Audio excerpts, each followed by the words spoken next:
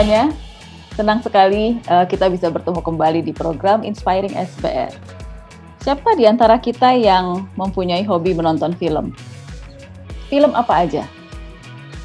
Mungkin ada juga yang favoritnya film action, film tentang yang seperti drama gitu ya, tentang family, tentang keluarga, atau mungkin misteri, pemecahan misteri, dan lain-lain ya.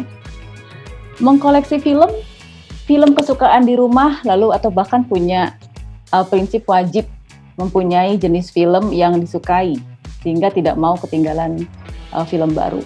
Ya. Atau Anda pernahkah terbersit di benak kita semua untuk malah membuat film? Ya. Nah, di episode Inspiring SBR kali ini kita berkesempatan untuk bincang-bincang dengan seseorang yang mempunyai ketertarikan di dunia film. Masih muda dan mempunyai mimpi besar. Dan siapakah dia teman kita hari ini di Inspiring SBR? Dia adalah Anindita Salsabila Kusuma Putri atau bisa kita sapa Salsa. Tamatan dari The University of Melbourne, Bachelor of Arts. Mari kita sapa. Halo, Mbak Salsa. Halo, Kristina, apa kabar? Kabar baik. Selamat siang menjelang sore nih ya. Salsa di mana sekarang? Di Melbourne atau di mana nih sekarang? Sayang sekali sudah tidak di Melbourne. Ini oh iya ya. Di Bogor. Oh oke. Iya. Papa dan adik-adik ya dengan keluarga di sana. Oke. Nah, Mbak Salsa, kita senang banget loh Mbak Salsa ini bisa mau menyediakan waktu buat bertemu kita semua di Inspiring SBR hari ini. Senang juga bisa bercerita. Ya, kita penasaran ya, ngobrol-ngobrolnya kita mau ke arah mana nih. Mungkin Mbak Salsa bisa ceritakan ke kita semua, mengapa sih tertarik sama film gitu, tertarik sama industri film? Mungkin bisa juga disampaikan ke kita semua awal muncul kesukaan itu ya, kesukaan terhadap film itu sampai memilih jurusan apa waktu di University of Melbourne. Silakan Mbak Salsa. Iya, terima kasih Bu kesempatannya. Kalau untuk ketertarikan dengan industri perfilman dan filmnya sendiri mungkin ya paling utamanya, memang pertama kali itu seperti sudah tereksposi dari lama sebenarnya dari papa dan mama. Mungkin mereka juga punya kebiasaan suka menonton film ya, koleksi DVD dulu, piling up di sudut ruang keluarga gitu, deket ruang TV gitu, pasti ada koleksi DVD-nya, koleksi VCD. Dan dulu mungkin yang pertama kali yang aku inget banget dihadiahkan waktu itu deh kayaknya, itu film Petualangan Sherina. Ada disc 2 itu kan dulu, wah itu treasure banget dulu, itu harta yang paling berharga setelah keluarga kayaknya. Jadi waktu itu nonton Petualangan Sherina itu salah satu exposure pertama dengan film. Mulai tertariknya itu karena ada kayak sense of spectacle-nya gitu. Jadi melihat itu tuh seperti, wah ini kayaknya nggak ada di kehidupan nyata ya, ini seru banget nih nonton ini. Kayak rasanya seru dibawa petualangan sama Sherina dan Sadam waktu itu kan. Jadi apalagi dengan musikal, maksudnya dari elemen-elemen musikalnya itu kan ada lagu-lagu yang sangat-sangat catchy, sampai sekarang masih ingat dan masih hafal. Itu benar-benar mungkin salah satu bagian dari masa kecil yang paling berkesan sih. Terus juga mungkin kebiasaan menonton itu selalu ada di sela-sela kan, kalau misalnya masih kecil tuh pasti banyak les gitu kan. Jadi misalnya sebelum les untuk pelajaran sekolah sih ada matematika atau les sains dulu ya. Di tengah-tengah itu ada bobok siang dulu nih, sebelum les ada bobok siang dulu, bangun, ngumpulin nyawa, baru les lagi kan. Nah ketika ngumpulin nyawa itu juga banyak kayak tontonan yang lumayan berkesan juga, kayak mungkin ada Cerita De Angel dulu, itu menarik sekali waktu dulu buat aku, karena mungkin ada perasaan melihat orang yang tinggal di luar negeri ternyata masuk ke dalam dunianya Indonesia, konteks Indonesia ini kayak kita merefleksikan, maksudnya bukan merefleksikan tuh kayaknya berat banget ya buat anak kecil, tapi maksudnya membandingkan begitu ya kehidupan sebagai anak kecil di waktu itu Argentina atau Meksiko kalau nggak salah.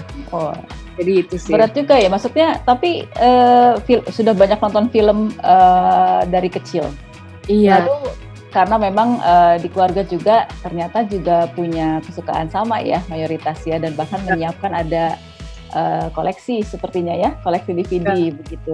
Waktu itu yang aku ingat juga mulai beranjak dewasa itu juga papa itu ada hobi, papa mama sih sebenarnya, papa mama tuh ada hobi mobil gitu ya.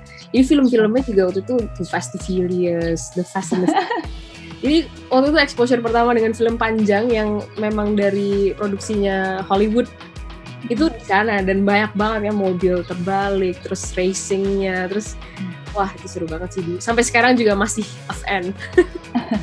Oke, nggak seru nih kalau kita nggak sambil lihat slide ya, kan Mbak Salsa juga sudah siap bisa cerita ke kita. Lebih seru lagi dengan dilengkapi slide yang sudah disiapkan Mbak Salsa. Sebentar kita perlihatkan ya Mbak Salsa ya. Tertarik sekali dengan film itu ya memang ada exposure dari keluarga, tapi hal-hal lainnya itu juga menyangkut sampai mengantarkan saya sampai sekarang akhirnya memulai sebuah Instagram page itu untuk khusus saya berdiskusi, terus menyampaikan informasi tentang perfilman, industri perfilmannya, terus juga pelaku industrinya sendiri, aktor dan aktrisnya gitu, yang namanya Suar Film ini. Jadi kalau mau ditarik lagi dari awal itu gimana, itu awalnya dari kuliah sih sebenarnya. Jadi sebelum kuliah itu the original plan was to be a doctor. Jadi mau jadi dokter aslinya padahal ya. The original plan was to be a doctor because a lot of the people in my family are doctors. Jadi it was a kind of got internalized in me that I should be a doctor. Terus jadinya akhirnya SMA itu kan kalau di IB-DP itu kan ada ininya ya, kayak penjurusan, sort of like penjurusannya itu kan untuk mengambil subjek-subjek yang dipersiapkan untuk masuk uni sesuai dengan major yang diinginkan. Nah waktu itu aku nggak terpikir apa-apa selain jadi dokter. Jadi aku ngambil double science and actually tried to be committed to the subjects that I was taking. Dah gitu, aku juga sempat ngambil beberapa tes untuk masuk universitas-universitas yang ada menawarkan fakultas jurusan kedokterannya gitu. Tapi ternyata it didn't really go well karena on my part, I think for the most part pas melalui semua proses itu ada parts of me yang ternyata nggak terlalu intrigued dengan the idea of med school gitu. Yang padahal untuk orang-orang dan anak-anak kebanyakan dari umur aku waktu itu tuh benar-benar sebuah mungkin impian untuk bisa masuk sekolah kedokteran gitu. Tapi ternyata di tengah-tengah itu aku nggak merasa, ternyata kayaknya ini tuh lifelong commitment. Jadi bukan lifelong commitment itu bukan in terms of kayak marriage or something. Itu lebih yang belajarnya akan selalu sepanjang perjalanan karir, sepanjang hidup itu belajar. Dan I'm not sure if I wanted to learn tentang kedokteran doang gitu, karena I think beda gitu ya sama persepsi teman-temanku yang mau kedokteran pada waktu itu. Nah, udah gitu akhirnya mungkin aku consult ya ke mama, ke papa, terus dari situ my grandparents were also involved. Terus juga untuk kayak just to broaden my perspective on the things that I might want to like explore my options basically. And waktu itu memang juga punya, karena dulu ada university fair ya, kalau misalnya di sekolah itu kan sering banget ada university fair, terus udah gitu juga just the chance to talk with representatives from the uni and stuff. Dan aku selalu datang ke booth-nya Unimelt itu waktu itu, dan kayak just had like a passing thought, cuma Kayaknya seru nih kalau kuliah di Melbourne gitu. Aku cuma ngomong gitu, tapi I was still taking the test untuk masuk med school and stuff. Terus habis itu setelah consult dengan keluarga juga itu mereka conclusionnya adalah ya udah mungkin explore your options, kira-kira apa ya yang mungkin kamu akan bisa jalanin untuk the long term lah, in the long run. Ada beberapa options waktu itu juga ada commerce, cause I thought I excelled in economics, but nggak juga ternyata. Jadi ada another thing was media and communication, dan akhirnya di Unimelt itu dapat info kalau ternyata cuma ngambil satu major itu nanti malah jadinya lowong banget loh waktunya, jadinya you gotta figure something out untuk mengisi kekosongan itu gitu. Dan aku menyiasatinya dengan ngambil major lain. Yang major lainnya itu yang ternyata setelah aku juga explore, kan the first year is the time to actually explore what you want to learn by taking different subjects from different areas. Jadi waktu itu akhirnya aku menjatuhkan pilihannya itu ke Screen and Cultural Studies. Menarik banget. Jadi Mbak Salsa itu awalnya justru maunya ke medical, mau jadi dokter gitu ya. Sampai akhirnya ada satu momen melihat bahwa kayaknya itu akan memerlukan pendalaman materi pembelajaran yang terus-menerus dan mungkin akan menyita waktu hanya untuk fokus ke situ gitu ya. Lalu bertanya juga, konsul juga ke orang tua, bahkan juga tadi ke grandparents ya, ke kakek nenek, dan akhirnya membulatkan tekad. Dan selain itu juga ada pengalaman yang didapatkan dari menghampiri booth University Melbourne ini di kegiatan University Fair di sekolah, dan sepertinya ada keputusan di situ akhirnya memilih jurusan tertentu. Tadi jurusannya apa Mbak Salsa? Media and Communication and Screen and Cultural Studies. Cultural Studies. Menarik. Mungkin dari situ ya akhirnya ya. Jadi cocok dengan ketertarikannya Mbak Salsa terhadap film, ya kan? Kita lihat slide selanjutnya Mbak Salsa. Nah, ini keluarganya, maksudnya Bapak, Ibu, dan adik-adik kayaknya ya. Tapi mungkin ada cerita di balik ini. Dua foto ini tuh memang ada ceritanya sih Bu. Jadi foto pertama ini dengan ayah dan ibu saya, terus yang foto kedua dengan adik-adik saya. Yang paling kecil masih bersekolah di SPR, jadi if you happen to stumble on him, dia kira-kira kalau ketemu nih di jalan gitu, disapa aja, namanya Dandi. Oh iya. Jadi ceritanya ini sebenarnya berawal juga saya aku minta sama salah satu temanku yang memang fotografer. Dia kebetulan punya ketertarikan terhadap film juga, tapi pendekatannya mungkin dia lebih bisa visual karena dia fotografer kan. Nah, jadi waktu itu waktu itu cuma asal ngomong aja sih, pengen nih bikin sesuatu buat graduation nih, buat abis wisuda nanti, kenang-kenangan mungkin dalam bentuk foto, tapi nggak pengen kayak yang lain, karena yang lain tuh lebih fotonya tuh seringnya kayak sewa fotografer, terus habis gitu foto di pohon, foto di kebun gitu kan, ada gaya-gaya yang ala-ala gitu. Kalau anak-anak sekarang nyebutnya gaya ala-ala gitu, yang memang didirect sama si fotografernya. Nah kalau ini aku lebih ke kolaborasi sama fotografernya, dan aku bilang pengen seperti filmnya Wes Anderson.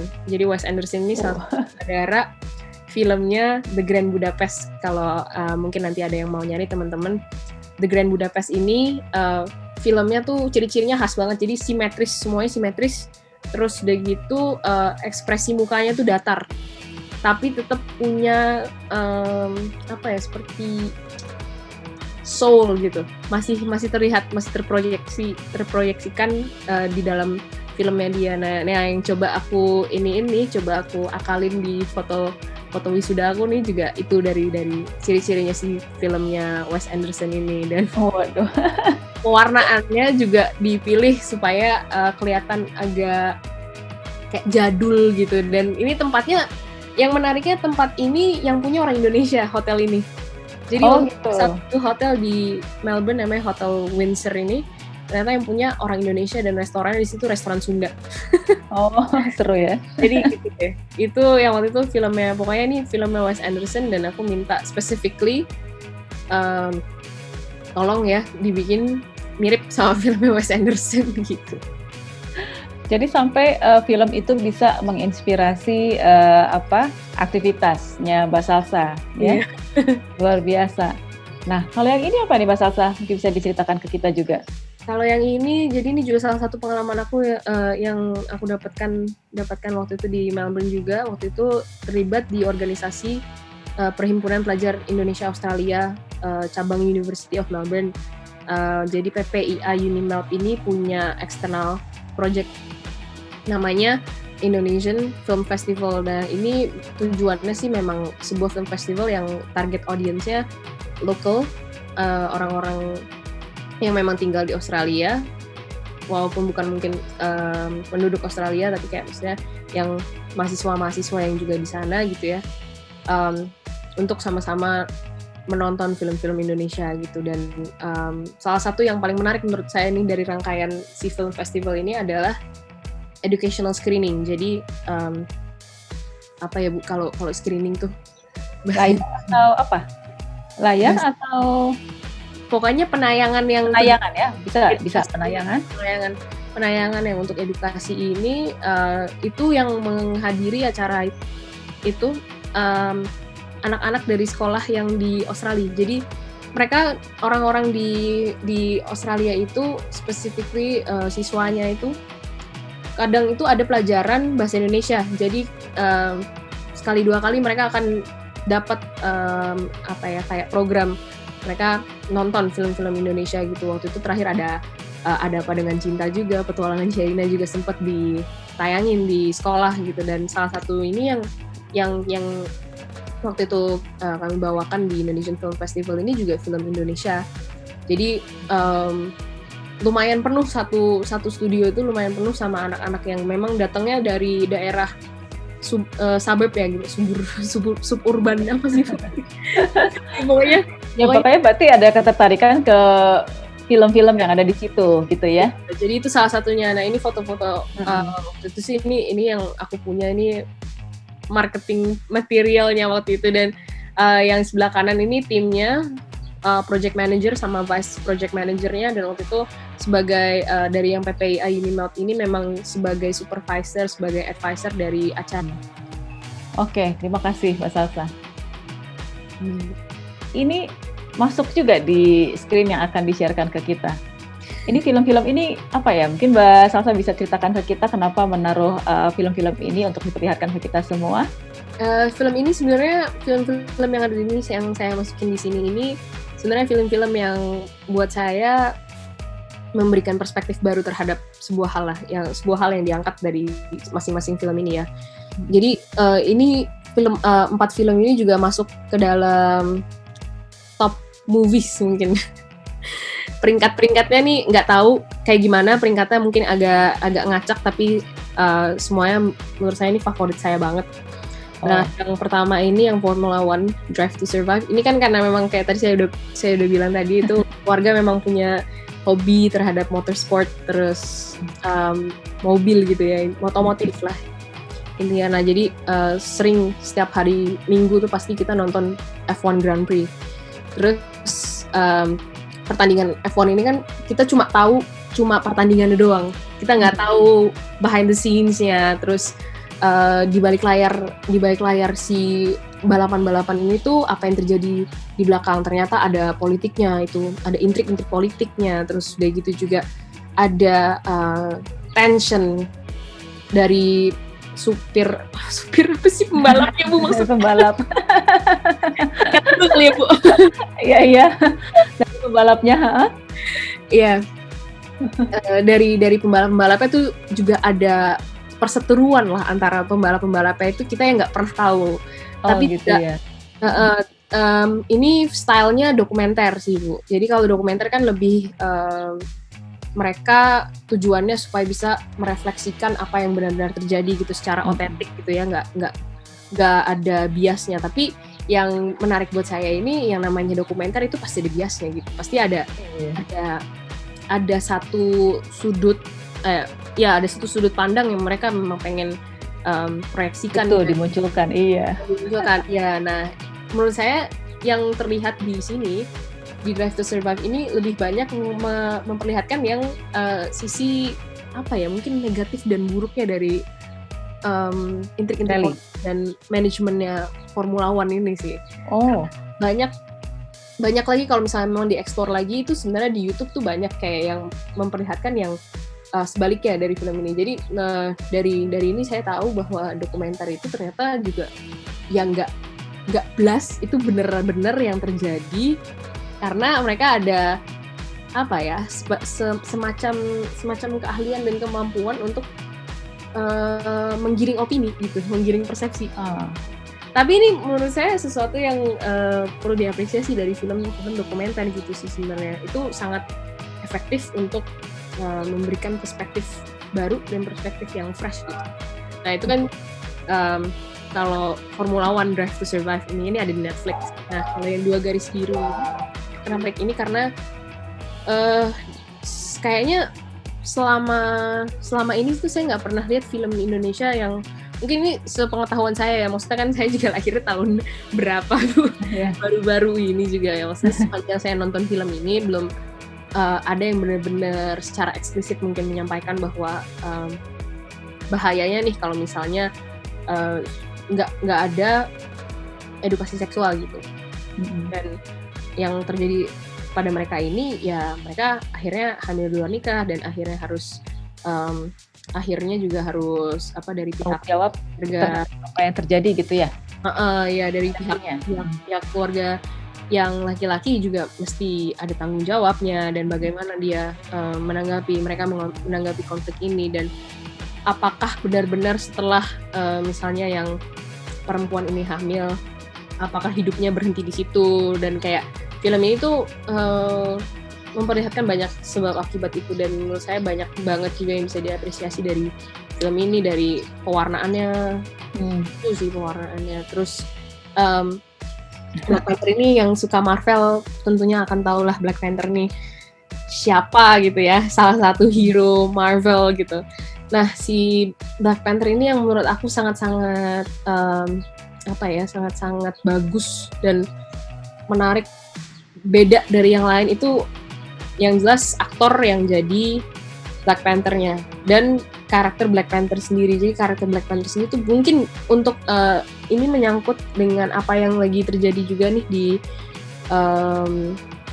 di keadaan social politikalnya dunia nih. Ada kemarin Black Lives Matter, itu movement yang lumayan wow, itu gede banget, widespread, dan mungkin ini juga berkenan dengan itu ya, maksudnya yang namanya film itu juga bisa jadi medium untuk representation. Jadi melihat bahwa ternyata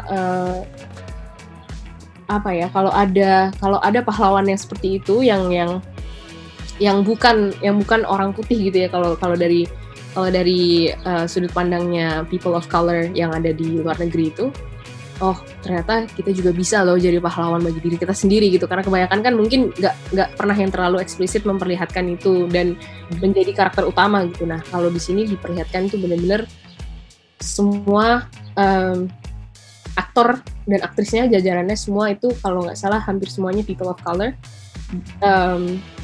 Cuma beberapa doang yang kalau nggak salah enggak. Dan menurut aku kalau mau mengetahui lebih lanjut tentang film ini, betapa semuanya tuh ada perhitungannya gitu ya, dari sisi budaya mana yang mau direpresentasikan di film ini, dari bajunya, terus abis itu juga ada gestur-gestur tertentu, dari hiasan rambut dan lain-lain. Itu benar-benar diperhitungkan banget sama sutradaranya film ini sih. Dan itu yang menurutku nggak cuma tentang berantem-berantemnya gitu ya, nggak cuma tentang konfliknya doang, tapi dari sisi yang lebih detailnya itu benar-benar diperhitungkan sekali.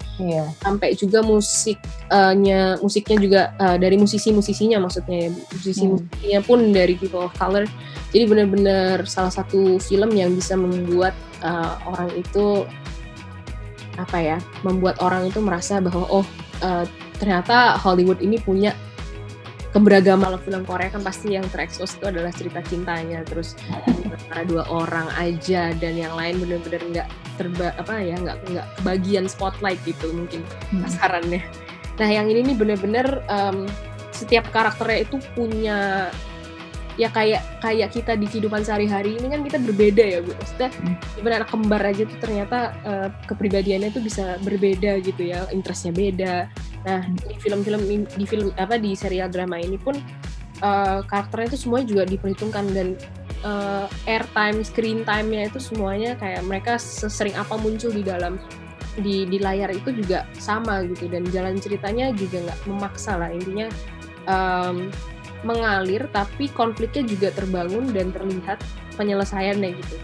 Dan dia nggak banyak, yang saya suka sih balik lagi saya sukanya banget itu karena dia nggak terlalu memusatkan fokus ceritanya tuh terhadap hubungan dua orang aja, tapi ternyata hubungan antara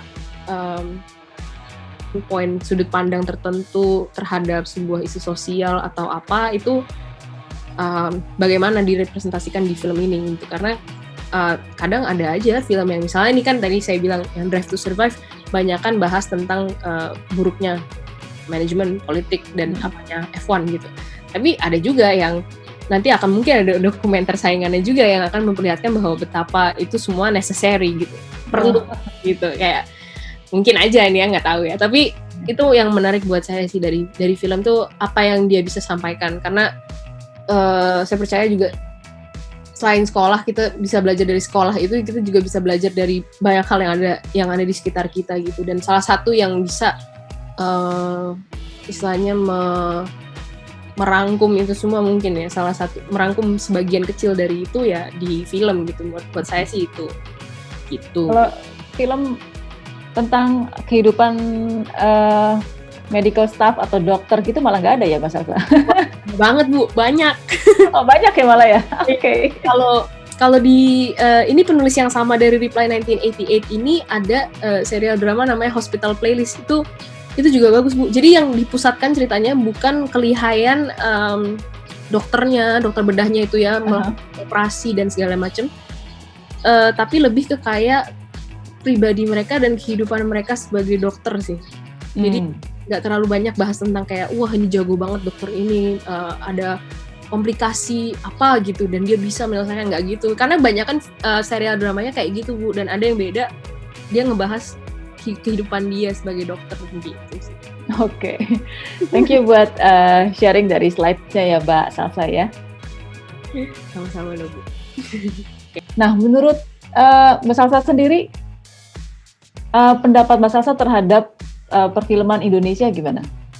In general ya? General dan mungkin ini perlu diingat juga ya, aku bukan expert, bukan ahli dalam film atau apa.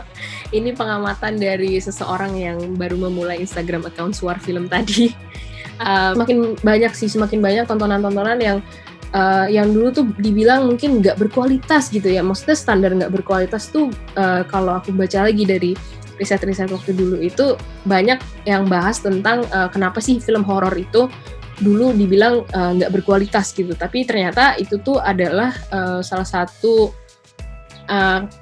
kayak bentuk referensi terhadap waktu dulu tuh ada film namanya cult cinema. Cult cinema itu film-film yang eksperimental dan terkesan murah gitu ya Bu, kayak dari special effects-nya, mungkin dari special effects ada makeup yang mungkin nggak oke atau lighting yang terlalu gimana gitu ya, mungkin itu dulu yang disebut cult cinema, dan waktu itu salah satu genre itu salah satu yang lumayan diminati dulu sama kebanyakan penonton di Indonesia Bu. Nah estetika itu diadaptasikan waktu itu di film-film horor yang mungkin di tahun 2000-an ini. Di tahun 2000-an ini mulai itu balik lagi, tapi dari jalan ceritanya juga mungkin kurang mendukung, makanya dibilang kurang mendukungnya tuh mungkin lebih kayak nggak koheren gitu, nggak ada benang merah dari jalan ceritanya gitu. Yang ditekankan dari filmnya, aspek yang ditekankan itu kurang jelas, mungkin itu kenapa dibilang nggak berkualitas gitu. Tapi semakin kesini aspek-aspek itu sekarang dinilai mungkin lebih orang sekarang lebih jeli dalam menilai film gitu. Dari alur ceritanya mereka memperhatikan dari awal sampai akhir, apakah ada kalau di situ mungkin kalau di bahasa filmnya itu mungkin plot hole-nya tuh kayak kecolongannya di mana sih nih yang ternyata nggak nyambung ceritanya, dari alurnya ini apa yang nggak nyambung gitu. Terus juga dari situ dari segi alur tuh udah orang udah mulai memperhatikan. Terus juga dari cinematic shotnya itu, teknik kameranya orang udah mulai merhatiin, oh ini bagus ya ternyata, yang kayak nggak harus yang ahli banget gimana, kalau menurut mata mereka tuh bagus, oh ya bagus ya. Dan juga aktor-aktornya juga udah semakin banyak dan semakin beragam juga gaya actingnya gitu kan, karena beda karakter, beda gaya acting juga gitu. Jadi dari yang aku bisa sampaikan, kalau berkembang atau enggak ya berkembang banget, dan udah lumayan banyak tontonan yang bisa misalnya nih untuk berkompetisi dengan film-film dari luar negeri, menurutku sih bisa banget gitu. Karena udah mulai banyak juga yang udah mulai dari sisi produksi itu udah mulai lebih ekstra lagi dibanding yang dulu. Kalau misalnya lihat mungkin film Gundalanya Joko Anwar itu special effects-nya itu kayak, itu kan film superhero yang pastinya butuh special effects yang mumpuni gitu ya Bu. Jadi dari tim produksinya itu udah dari CG-nya, udah dari VFX-nya itu udah dipikirkan lebih matang lagi, jadi bisa memperlihatkan kualitas yang bisa mirip sama film superhero di luar negeri gitu sih Bu. Mungkin bisa dipengaruhi juga sekarang keterbatasan ya untuk berekspresi itu sudah banyak yang sudah ditinggalkan. Jadi artinya orang sudah lebih ekspresif gitu ya, dan kayaknya dulu mungkin ada beberapa film dengan konsep-konsep yang bisa menyinggung pemerintah atau yang tidak berani ya, untuk keterbukaan itu sendiri masih dibatasi. Tapi kalau sekarang kan kayaknya lebih terbuka ya. Kalau nggak salah film Bumi Manusia ada ya kan di bioskop pernah gitu. Jadi artinya ya mungkin itu juga yang mempengaruhi sehingga perfilman di Indonesia sekarang sudah lebih terbuka dan juga peminatnya sudah makin bertambah. Itu kali ya. Benar. Lembaga sensor itu dulu kan salah satu kayak kalau dibilang obstacle atau halangan sih bukan gitu juga, tapi lebih ke kayak sesuatu yang harus dihindari lah, untuk supaya apa yang kita buat ini, apa yang menjadi karya kita ini bisa dipertontonkan betul. Iya, gitu. Oke. Salsa, menarik sekali nih ceritanya, dan juga membuka wawasan kita ya, khususnya para viewersnya Inspiring SBR, tentunya juga yang lebih khusus lagi kalau mereka tertarik dengan film ya. Jadi ternyata film yang sudah tadi Mbak Salsa sampaikan ya, dari sisi kenapa sih menarik, kenapa tidak gitu ya, sehingga membuat kesukaan untuk mengikuti atau melihat film itu dari awal sampai akhir dan mengambil maknanya. Mbak Salsa bisa nggak cerita ke kita nih, misalnya kita berandai-andai ya. Kalau misalnya Mbak Salsa ini membuat film, mewakili untuk Indonesia ya, maksudnya membuat film Indonesia, kira-kira apa yang akan diangkat atau temanya ataupun ciri film itu yang akan diangkat oleh Mbak Salsa? Yang akan diangkat menurutku sebenarnya udah ada ini yang udah pernah seperti memberikan sedikit exposure terhadap permasalahan yang aku mau angkat gitu ya. Kalau ditanya kayak gitu sebenarnya nggak pernah benar-benar tahu mau ngangkatnya apa gitu ya, ceritanya seperti apa gitu. Tapi menurutku akan menarik kalau ada film yang bisa seperti mengangkat ceritanya anak pertama tapi yang perempuan nih. Karena banyak banget nih di sekeliling aku ternyata obrolan-obrolan kayak, aku kan memang anak pertama dan memang perempuan gitu ya Bu. Jadi teman-temanku yang juga mirip nih role-nya, peran di keluarganya ini mirip, banyak nih omongan-omongan yang lucu gitu, maksudnya tentang kayak tekanannya, terus dari gitu juga harus bisa memberikan contoh, tapi at the same time di waktu yang bersamaan harus bisa juga seperti melakukan hal-hal yang memang ingin dilakukan bukan karena orang lain tapi karena diri sendiri, kayak gitu-gitu tuh masih, itu kan mencari balance-nya di situ kan lumayan sulit, dan menurutku menjadi sesuatu yang menarik kalau misalnya diangkat dengan sangat ringan, walaupun bahasannya sebenarnya lumayan ya, karena harus ditarik lagi ke bagaimana sebuah keluarga itu kayak mendidik, kayak orang tua mendidik anaknya gitu kan. Itu kan cara mendidiknya beda-beda ya, gaya mendidiknya juga beda-beda, jadi agak kompleks. Tapi kalau misalnya bisa disampaikan dengan ringan nih, berarti aku harus mencari tim-tim yang bisa menyampaikan itu dengan ringan gitu tuh. Gimana? Bahasannya menarik sih, karena kalau yang saya lihat tuh biasa gini Mas Asa. Gimana? Yang biasa kita lihat kan begini, jadi misalnya penderitaan itu jadinya bertubi-tubi gitu. Iya kan? Walaupun nanti ujung ceritanya, ternyata jadinya bahagia gitu. Tapi kan misalnya kalau yang Mbak Salsa bikin itu nanti tentang anak pertama gitu kan, bagaimana dia punya prinsip sendiri, lalu tuntutan dari rumah, dia harus follow nilai-nilai yang ada di keluarganya gitu kan, menjadi contoh buat adik-adiknya gitu ya kalau dia punya adik. Nanti bisa ditambah tuh dengan penderitaan lain, misalnya orang tuanya tiba-tiba naik mobil kecelakaan gitu kan, terus dia harus mengambil peranan jadi orang tua gitu kan. Ya itu hanya sharing aja, karena ada beberapa contoh film yang isinya tuh penderitaan bertubi-tubi, kemudian ujungnya tuh seperti apa gitu kan. Ya Bu, banyak. Kalau ini aja ada film, kalau pada familiar, pasti familiar sih dengan film Frozen. Frozen juga kayak gitu, Queen Elsa kayak gitu. Terus kalau yang dari lokal, nanti kita cerita tentang hari ini, kakak pertamanya hidupnya kayak gitu banget. Jadi sesuatu yang menarik untuk diangkat sih sebenarnya. Iya, kita tunggu ya Mbak Salsa ya. Karyanya Mbak Salsa ini nanti siapa tahu membawa warna yang berbeda. Amin. Ada deritanya, tapi kemudian mungkin ada satu hal yang ingin disampaikan kepada penonton yang mengandung makna tertentu, sehingga bisa mempengaruhi orang yang menonton itu untuk at least misalnya menyadari posisinya. Nah, itu kan itu kayaknya agak berat deh tuh. Berat, tapi kalau sampaikan dengan ringan mungkin nih ada yang nonton Bu. Ya, saya nomor 1 nanti. Oke, seru banget Mbak Salsa percakapan kita hari ini. Sayangnya kita dibatasi oleh waktu ya. Tapi di lain kesempatan saya akan pikirkan lagi, kita akan kontak Mbak Salsa khususnya ketika Mbak Salsa sudah bikin film. Nah, ya bisa menginspirasi kita dan juga mungkin teman-teman siswa ya di Sekolah Bogor Raya ya.